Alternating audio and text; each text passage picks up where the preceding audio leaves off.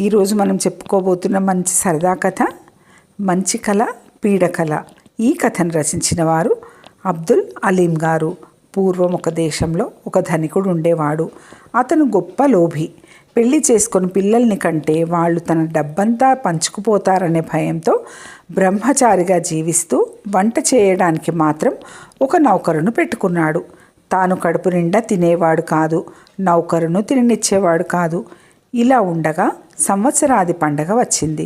నౌకరు యజమానికి తెలియకుండా రకరకాల పిండి వంటలు తనకు యజమానికి సరిపోయేటట్టు చేశాడు. భోజనం ముందు కూర్చుని ఈ పిండి వంటలన్నీ చూసేసరికి యజమానికి గుండె పగిలి, ఎందుకురా ఇవన్నీ చేశావు అని అడిగాడు. ఉగాది పండుగ కదండి, ఏడాదికి ఒక్కరోజైనా కడుపు నిండా భోజనం చేద్దాం అన్నాడు నౌకరు. నిజమే అంటూ యజమాని చేసిన వంటలో 30కు పైగా బలవంతాన తినేశాడు. అంత రుచిగల పదార్థాలు తాను తినకపోతే తన నౌకరు తినేస్తాడని ఆయనకు బెంగ. ఎంత ఎక్కి తొక్కి తిన్నా జిలేబీ వంటకం ఒకటి మిగిలిపోయింది. యజమాని పరిస్థితి చూడబోతే ఆయన పొట్టలో ఇంకా వాము పోచ కూడా పట్టే సందు కూడా లేదు. అందుచేత ఆ జిలేబీ కాస్త నౌకరు తినకుండా చూడాలనే ఉద్దేశంతో యజమాని, ఒరే ఈ జిలేబీ రాత్రికి కానీ పాకంలో బాగా ఊరదు, రాత్రి దాకా దాన్ని తాకమాకు అన్నాడు. చిత్తం, రాత్రికే తిందాంలేండి అన్నాడు నౌకరు. కానీ పగలు తిన్న తిండితో యజమానికి రాత్రికి కూడా ఆకలి కాలేదు. అందుచేత అతడు ఆయన నౌకరుతో, ఒరే ఈ జిలేబీ ఈ పూట కూడా మనం ముట్టుకోవద్దు, ఇవాళ సంవత్సరాది కదా, ఈ రాత్రి మన ఇద్దరిలో ఎవరికి మంచి కల వస్తే వాళ్లకు రేపే జిలేబీ బహుమానం, ఏమంటావు అన్నాడు. అలాగే కానివ్వండి అన్నాడు నౌకరు.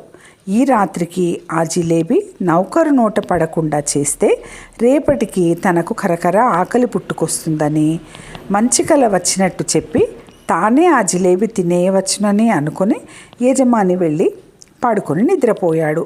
యజమాని గురక చెవిన పడగానే నౌకరు వంట ఇంట్లోకి వెళ్ళి జిలేబీ యావత్తు ఆరగించి పాకం మొత్తం తాగేసి తాను కూడా వెళ్ళి పడుకున్నాడు. మర్నాడు నిద్ర లేచేసరికి యజమానికి మామూలుగానే ఆకలి అయినట్టు తోచింది. ఆయన నౌకరును పిలిచి, ఏరా రాత్రి నీకేం కల వచ్చిందేమిటి అని అడిగాడు. ఎందుకు అడుగుతారులేండి, వట్టి పీడకల అన్నాడు నౌకరు. యజమాని ఆనందించి, నాకెంత గొప్ప కల వచ్చిందనుకున్నావు, రాజుగారు నాకు తన కుమార్తెనిచ్చి పెళ్లి చేసి పట్టాభిషేకం కూడా చేశారట. పక్కన దాసీలు వింజామరలు వీస్తున్నారు, కొలువు తీరి ఉన్నాను. ఎదుట నాట్యగత్తెలు నృత్యం చేస్తున్నారు, ఎంత వైభవంగా ఉందని ఇంతకీ నీకు వచ్చిన కల చెప్పావు కాదు అన్నాడు. నౌకరు దిగులు ముఖం పెట్టి, అయ్యా కన్ను మూసానో లేదో, కాళికా అమ్మవారు గభీల్మని నా ఎదుట దూకి సింహగర్జనలు చేస్తూ, ఓరి వంట ఇంట్లో జిలేబీ వెంటనే తింటావా, పీక నులిమేయనా అని అదరగొట్టింది. నాకు ముచ్చెమటలు పోసాయి. అమ్మా, ఆ జిలేబీలు నేను తినకూడనివి. నా యజమానికి నాకు ఒక ఒప్పందం కుదిరింది. ఎవరికి మంచి కల వస్తే వారు ఉదయమే ఆ జిలేబీలు తినాలి. కనుక నన్ను బలవంతం చేయక వదిలిపెట్టు అని ప్రార్థించాను. కానీ కాళికా అమ్మవారు నన్ను వదలలేదు. వెంటనే వంటగదిలోకి వెళ్ళి జిలేబీలన్నీ ఈ క్షణమే తింటావా లేక నిన్ను విరుచుకొని తినమంటావా అంటూ ఉగ్రురాలై మీదికి రాసాగింది. ప్రాణం మీదికి వచ్చింది. వంటగింట్లోకి వెళ్ళి ఆ జిలేబీలను తినక తప్పింది కాదు అన్నాడు.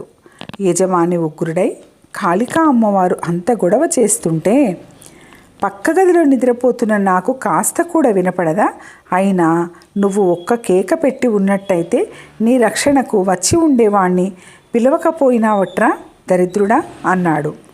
నౌకరు నవ్వుతూ, నాకా మాత్రం తెలీదా అండి, నేను తమ కోసం చూశాను, కానీ తమరు ఎక్కడో రాజభవనంలో మంత్రుల మధ్య పట్టపుదేవి పక్కన నృత్య వినోదాలు చూస్తూ సింహాసనాసీనులై ఉంటిరి, నన్న రాజభటులు రానిచ్చారా అన్నాడు.